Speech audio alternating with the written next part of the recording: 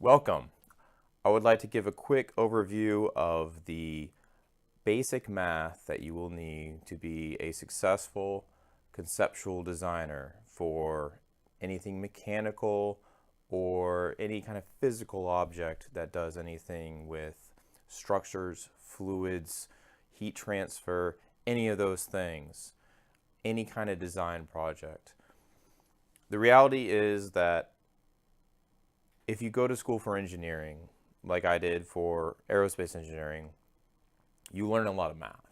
You learn tons of math, and you really only end up using a small amount of it.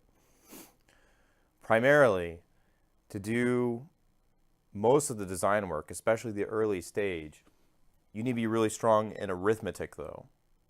Arithmetic will get you in a lot of different places because most of the hard work in defining the equations that you're going to need are set up so that you really only need arithmetic. But you need to be able to handle exponents. You need to be able to handle logarithms.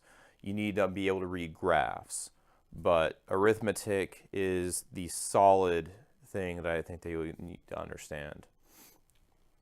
Geometry obviously is very important. Any kind of design with any kind of precision to be exact, you need to know geometry. And that means being able to identify the radius of a circle or the area of a square, area of a rectangle, just basic shapes. Be able to find yourself in 2D and 3D space. And actually, not only geometry, but I would say vectors. Meaning, if there is a value oriented a certain direction, like say a velocity, say an acceleration or something like that, you need to understand how to express that in math. And usually you're only doing arithmetic with vectors. You're adding them, you're subtracting them, you're finding out the magnitude of them.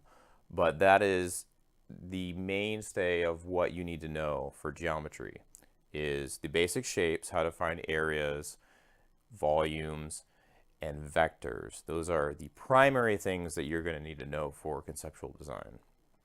Trigonometry, that's incredibly important for any kind of angles. It shows up everywhere.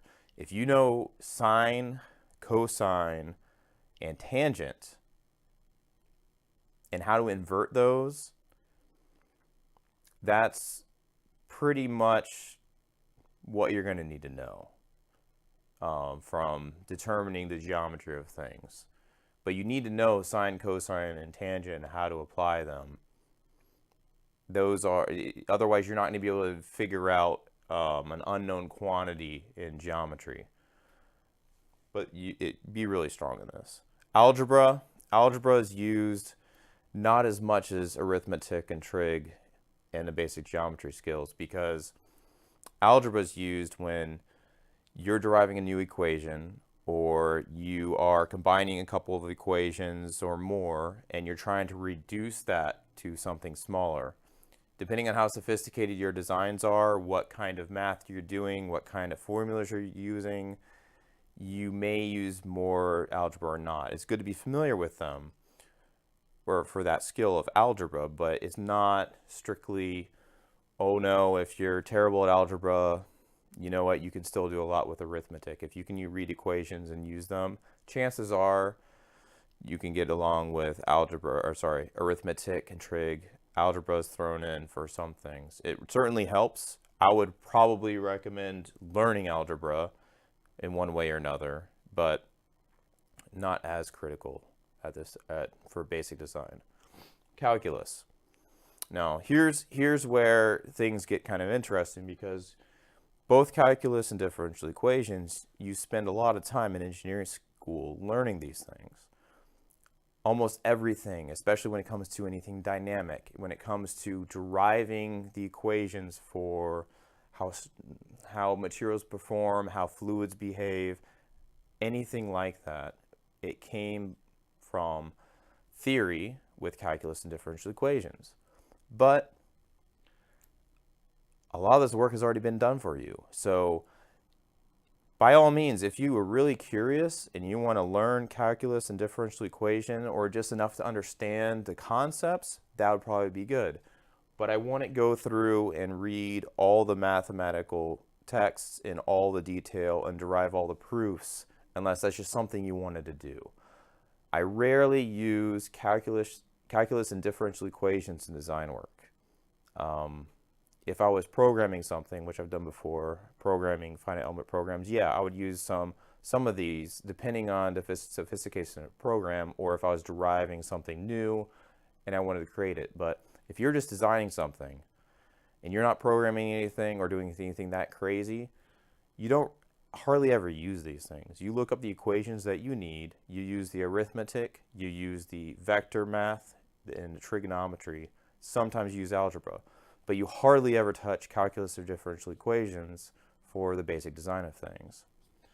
Now, this channel is going to be about how we use these things.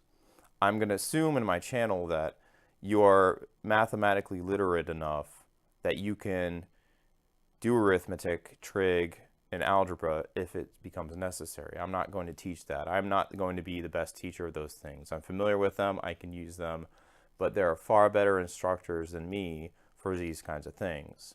I'm going to teach you things that other people are not going to be able to teach you, which have to do with the application of all these things in regards to the physics of getting a design to work. So if you have any questions, please comment below, and I'll see you next time.